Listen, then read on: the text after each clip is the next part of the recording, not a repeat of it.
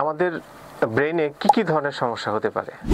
কিছু আছে নিউরোলজিক্যাল রোগ, কিছু আছে নিউরোসার্জিক্যাল রোগ। নিউরোসার্জিক্যাল রোগের মধ্যে আমরা কমনলি যেগুলো পাই সেগুলো হচ্ছে ব্রেন টিউমার, অর্থাৎ শরীরের বিভিন্ন অংশে যেমন টিউমার হয় ঠিক তেমনি ব্রেনের ভিতরে এই ধরনের টিউমার হতে পারে। তো কিছু আছে ব্রেন থেকেই তৈরি হয়, যেগুলোকে আমরা বলি প্রাইমারি টিউমার। কিছু আছে সেকেন্ডারি টিউমার, অর্থাৎ শরীরের অন্য কোথাও থেকে রক্তের মাধ্যমে বা অন্য পরিবাহকের মাধ্যমে এটি ব্রেনে ছড়িয়ে যেতে পারে। ব্রেন টিউমারের চিকিৎসা একজন নিউরোসার্জন করে থাকেন। সাধারণত সার্জারির মাধ্যমে এই চিকিৎসা করা হয়। বিভিন্ন ধরনের সার্জারি রয়েছে, কিছু আছে ওপেন সার্জারি, কিছু আছে এন্ডোস্কোপিক সার্জারি।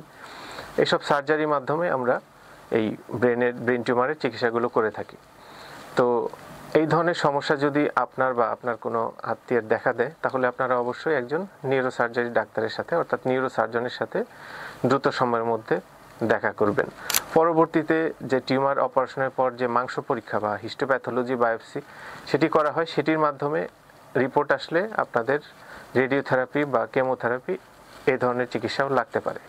সুতরাং চিকিৎসাকে ভয় না পেয়ে দ্রুত সঠিক চিকিৎসকের কাছে পৌঁছানোটাই আমাদের সবচেয়ে বড় কাজ। ধন্যবাদ।